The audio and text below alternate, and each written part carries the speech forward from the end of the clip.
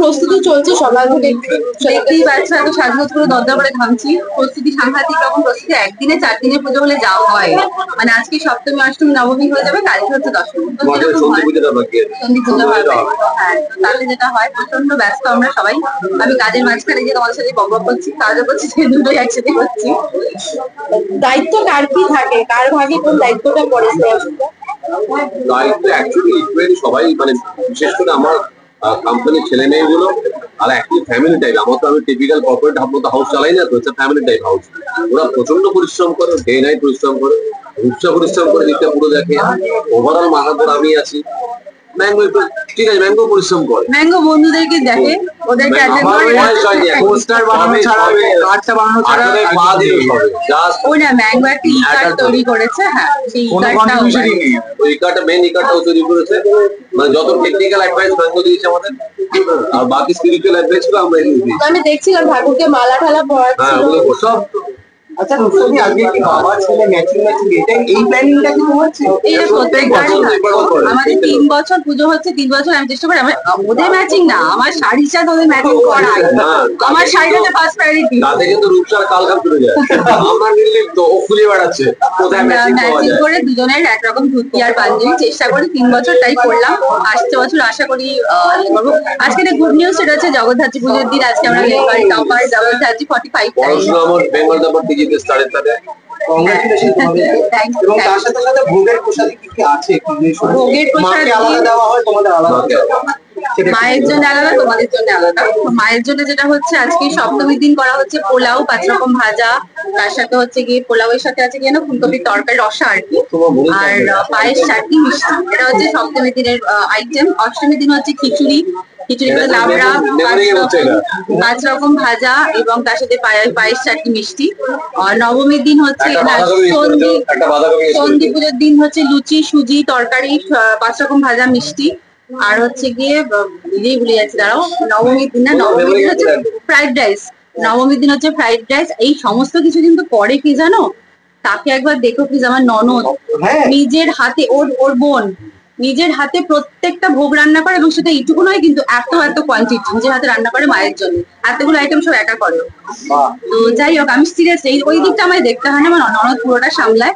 আর নবমী দিনের fried rice হচ্ছে মায়ের জন্য, আর তার সাথে হচ্ছে গিয়ে চিলি পনির হবে, আর হচ্ছে আরেকটা মনে কিছু বাধা থেকে হবে নাকি, ভুলিয়ে ফেলেছি গো, আমরাও ভুলিয়ে ফেলেছি।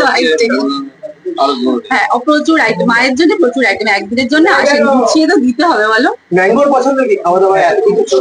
সবকিছু এত ভালো করে বানানো হয়, সবই পছন্দ। আলাদা করে ম্যাঙ্গো নিরামিষ ভালোবাসে, হঠাৎ করে নিরামিষের প্রতি রান্না ভালো হলে সবসময় ভালোবাসতে কিছু করার থেকে।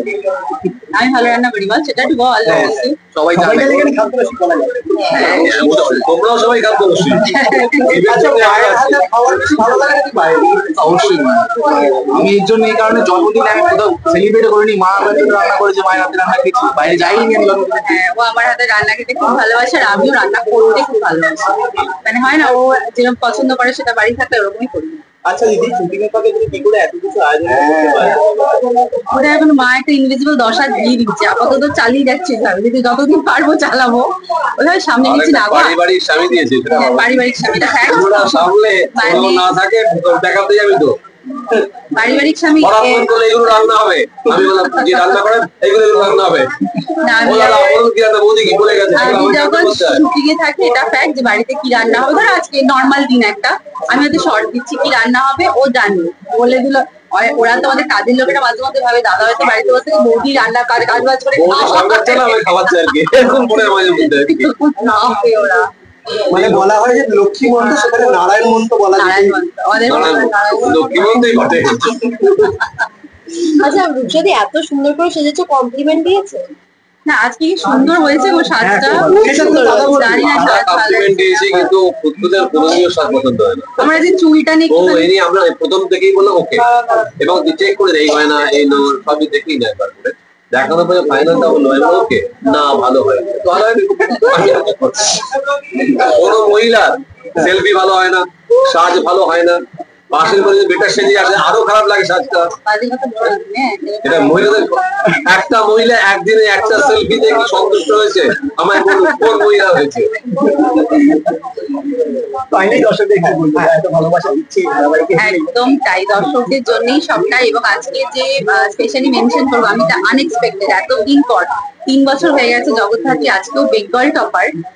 মানে এটা হচ্ছে কি মায়ের আশীর্বাদ, এবং সব থেকে বড় কথা আপনাদের আশীর্বাদ, আপনাদের ভালোবাসা। নাহলে না থাকলে আমরা হয়তো আজকে 45 নম্বর বেঙ্গল টপার হতে পারতাম না, এটা ইজি কথা নয়। এবং তার সাথে আরেকজনে আছে মা সরস্বতী, যার কলমের উপর বসে আছেন সেই ভদ্রলোক, আসল হচ্ছে আমরা তো পারফর্মার, ঠিক আছে, এদিকে লেখক এবং ওদিকে আমার টিমটাও ভীষণ ভালো, প্রচুর পরিশ্রম করে, সবাই মিলে এটা টিম ওয়ার্ক, সবাই একই রকম এফর্ট না দিলে তো আর হয় না। তো আশা করছি আমার টিমের লোকজন ভীষণ খুশি হলো। আজকে শুটিং আছে বলে সবাই আসতে পারেনি, আর শুটিং পরে হয়তো ইভিনিং এ সবাই ডেফিনেটলি আসবে। সবাই আমার একটা কথা বলা আছে, সেটা হচ্ছে এতক্ষণ ঢাক বাজিয়ে ওরা চিৎকার করে কথা বলছিলাম, সেটা এখনো চলছে। মানে ওইটা লেসটা কমেনি, প্রচুর জোরে কথা বলতে হচ্ছিল তো, সেটা ও চিৎকার করছে, আমিও চিৎকার করে খেয়াল করলাম যে আমরা সব হাই পিচে কথা বলছি। যাই হোক, সবাই খুব ভালো থাকবেন, জগদ্ধাত্রী পূরণ উপলক্ষে সবাই আগামী বছর যেন খুব ভালো কাটে, বাকি দিনগুলো যেন খুব ভালো কাটে, সুস্থ থাকুন, সবাই ভালো থাকবেন। Thank you so much.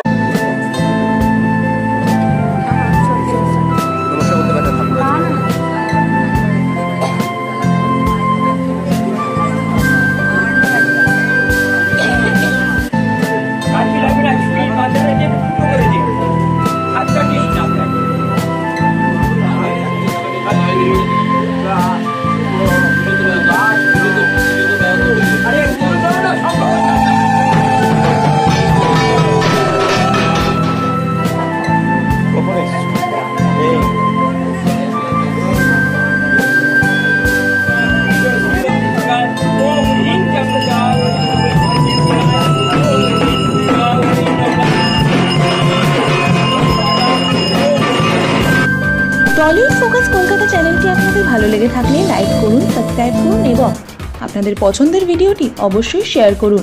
Tollywood focus Kolkata.